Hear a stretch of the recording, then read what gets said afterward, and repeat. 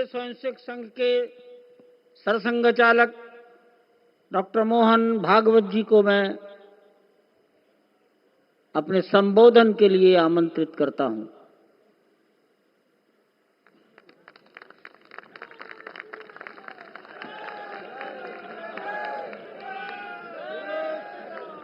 देश के सम्माननीय यशस्वी और जयस्वी प्रधानमंत्री जी आदरणीय नरेंद्र जी मोदी, हमारे उत्तर प्रदेश के सम्माननीय मुख्यमंत्री जी श्रीमान योगी जी, राज्यपाल महोदया,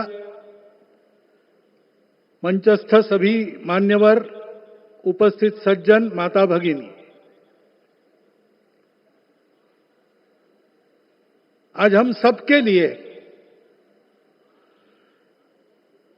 एक सार्थकता का दिवस है। इतने लोगों ने सपना देखा, इतने लोगों ने प्रयास किए, इतने लोगों ने अपने प्राण अर्पण किए। आज उनकी स्वर्गस्थ आत्मा तृप्त हुई होगी। आज वास्तव में अशोक जी को वहां शांति मिली होगी।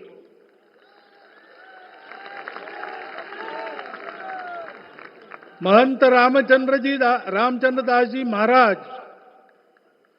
श्रीमान डालमिया जी, कितने संत, कितने गृहस्थ, कितने विद्यार्थी,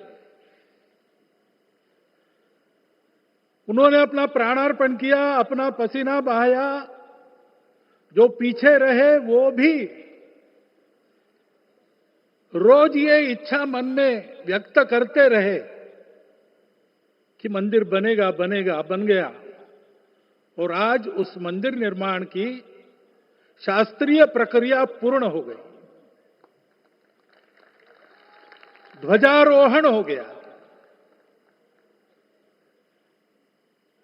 राम राज्य का ध्वज जो कभी अयोध्या में फहराता था और संपूर्ण विश्व में अपने आलोक से सुख शांति प्रदान करता था, वो ध्वज आज फिर से नीचे से ऊपर चढ़ता हुआ और अपने शिखर पर विराजमान होता हुआ हमने अपनी आंखों से देखा है, इसी देह में देखा है। ध्वज प्रतीक होता है। इतना ऊंचा ध्वज चढ़ाना कितना समय लगा आप जानते हैं? मंदिर बनने में भी समय लगा। 500 साल छोड़े तो भी 30 साल तो लगे ही। उस मंदिर के रूप में हमने कुछ तत्वों को ऊपर पहुंचाया है।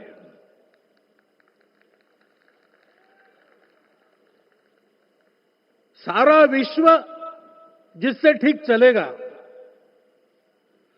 अपने व्यक्तिगत जीवन, पारिवारिक जीवन से लेकर तो सृष्टि जीवन तक, सबका जीवन जिससे ठीक चलेगा, वो धर्म, उस धर्म का प्रतीक भगवा रंग, वह इस ध्वज का रंग है। ये धर्म ध्वज है। इस धर्म ध्वज पर रघुकुल का प्रतीक कोविदार वृक्ष है। वैसे रूप देखा जाए तो कचनार जैसे लगता है। और जो खोजी लोग हैं वो खोज कर कह रहे हैं कि मंदार और पारिजात दो वृक्षों का एक तरह से संकर है। दोनों वृक्षों के गुण, ये दोनों वृक्ष देव वृक्ष कहलाते हैं। दो देव वृक्षों के गुणों का समुच्चय ये वृक्ष है। और ये वृक्ष उस रघुकुल की सत्ता का प्रतीक है। वो सत्ता वृक्ष से व्यक्त होती है, जिसके बारे में कहा गया, छायाम अन्यस्य कुर्वन्ति तिष्ठन्ति स्वयं आतपे।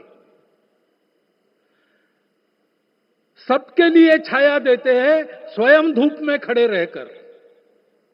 फलान्यपि परार्थाय, फल स्वयं उगाते हैं, दूसरों के लिए बांट देते हैं। वृक्षाः सत्पुरुषा इव, वृक्ष सत्पुरुष होते हैं। और कचनार के गुण औषधि भी है। कचनार के वृक्ष का अन्न में भी उपयोग है। सब प्रकार से उपयोगी इस वृक्ष का प्रतीक हमने लगाया है। धर्म जीवन ऐसा जीवन होता है, और ये जीवन जीना है, उस जीवन की प्रतिष्ठा करनी है, इस जीवन का झंडा शिखर तक पहुंचाना है। चाहे जितनी प्रतिकूलता हो, चाहे जितनी कठिनाइयां हो, साधनहीनता हो, सारी दुनिया स्वार्थ में बहती होगी, लेकिन हमारा संकल्प है। सूर्य भगवान उस तेज के, उस संकल्प के प्रतीक है। उनके रथ का एक ही चक्र है। 4 चाक वाली गाड़ी अभी एक्सीडेंट करती है तो एक चक्र चलाना है, और रास्ता खराब भी नहीं, रास्ता है ही नहीं। अधांतर में चलो रथस्य एकम चक्रम। रथ चलाने के लिए 7-7 घोड़े, उनको नियंत्रण करने के लिए सांपों के लगाम है, और रास्ता नहीं है, और सारथी जो है उसके पैर नहीं है। ऐसी गाड़ी चल सकती है क्या? कंप्यूटर में डाटा डालेंगे, कहेंगे नहीं चलेगी। लेकिन बिना थके रोज पूरब से पश्चिम, पूरब से पश्चिम जाना आना सूरज भगवान कर रहे हैं। क्योंकि कार्य की सिद्धि स्वत्व के भरोसे होती है। हिंदू समाज ने लगातार 500 साल और बाद के दीर्घ आंदोलन में अपने इस स्वत्व को सिद्ध किया, और रामलला आ गए, मंदिर बन गया। यही बात सत्य पर आधारित धर्म, सत्य जो प्रतिनिधित्व होता है ओंकार से, वो सारी दुनिया को देने वाला भारत हमको खड़ा करना है। हमारे इस संकल्प का प्रतीक यह राम मंदिर, उसकी प्रक्रिया आज हमने पूरी कर ली है। यह धर्म, यह ज्ञान, यह छाया, यह सुफल संपूर्ण दुनिया में बांटने वाला भारतवर्ष खड़ा करने का काम अपना शुरू हो गया है। उसको, इस प्रतीक को देखकर, हिम्मत रखकर, उसी प्रकार सतत प्रयास करते हुए सब प्रकार की विपरीतताओं में भी हम सबको मिलके करना पड़ेगा। आज ये हमारे कृतार्थता का दिवस है, और आज हमारे संकल्प की पुनरावृत्ति का ये दिवस है। वो संकल्प हमको हमारे पूर्वजों ने दिया है। एतद् देश प्रसूतस्य सकाशाद अग्र जन्मनात्। इस देश के जन्मे हुए अग्र जन्मना है, सबसे प्राचीन है, इसलिए बड़े भाई है। वो ऐसा जीवन जिए कि स्वम स्वम चरित्रम शिक्षेरन पृथिव्याम सर्वमानवा। पृथ्वी के सर्व मानव अपने अपने चरित्र की शिक्षा, जीवन की विद्या भारतवासियों से सीखे। ऐसे भारतवासियों का परम वैभव संपन्न, सर्वशक्ति संपन्न और सबके लिए खुशी बांटने वाला, शांति बांटने वाला, सबको विकास के सुफल देने वाला भारतवर्ष खड़ा करना है। ये विश्व की अपेक्षा है, हमारा कर्तव्य है। मंदिर में श्री रामलला विराजमान है, उनका नाम ले और इस कार्य की गति हम बढ़ाए। इतना एक विषय आपके सामने रखता हूं। जैसा सपना देखा था उन लोगों ने, रामदास स्वामी ने कहा था, स्वप्नी जे देखिले रात्रि ते ते तैसे ची हो तसे। ऐसा सपना उन्होंने देखा था, बिल्कुल वैसा। और मैं कहूं कि उन्होंने जो सपना देखा था उससे भी अधिक भव्य और अधिक सुंदर ये मंदिर बन गया है। हमारे हृदय में वो निश्चय का सृजन करे, तपस का सृजन करे। ये शुभकामना मैं आप सबको देता हूं और मेरे शब्दों को विराम देता हूं। माननीय प्रधानमंत्री